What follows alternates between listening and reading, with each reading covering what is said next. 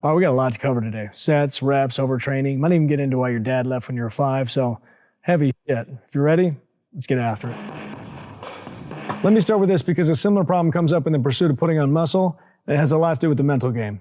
What's the biggest fear that anybody who works out has when they're trying to decrease their body fat? Man, woman, doesn't matter.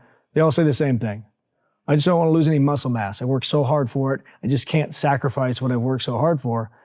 To me, this thought process will completely hold you back. You'll never make a significant change because those dramatic results lie on the extreme ends. Whether you're trying to lose body fat, put on muscle, you really have to push yourself to a new extreme to get results. Could you lose muscle? Yeah, you could. But that's not your problem. I forget whose video I was watching, which was completely unrelated, but it made perfect sense to me. Someone called in and they were like, hey, I'm having trouble saving money. And the guy was like, your problem's not saving money. You just don't make enough. And to me, light bulb went off with that, but obviously with the gym as well. It's not about losing body fat and holding on to whatever muscle mass you have. Just put on more muscle. And at that point, who gives a shit if you lose a little? I'm sure you're sitting there thinking, okay, easier said than done, asshole, face, piece of shit. Chode. I'm gonna keep that one. I'm gonna bleep that out. Chodes are real. In my experience, most everyone has a higher genetic ceiling than they think. Really what I'm trying to say is you're not held back by your genetics, so don't use that as an excuse. All you have to do is master intensity and consistency.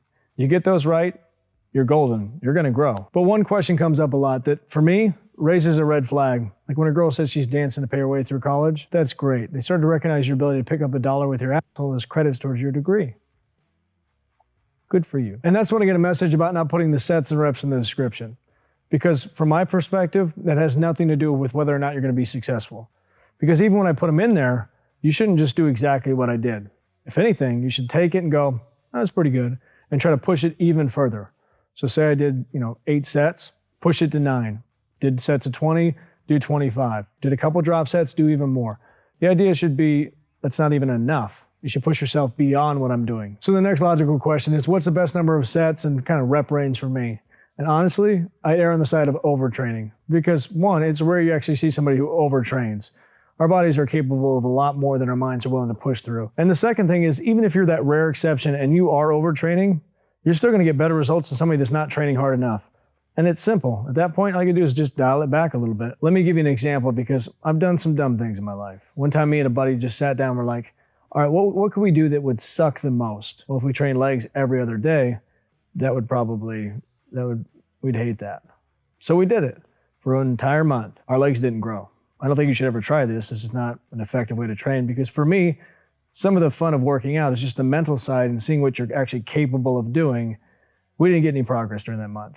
But the cool thing happened is after that month, we didn't train legs for like 3 weeks and they blew up because I think they were just so overtrained that once we dialed it back to really not even training at all, they started to respond. So the moral of today's story time is that whether you see myself or somebody else put sets and reps in the description, don't look at that as your road to success. Look at it as a challenge.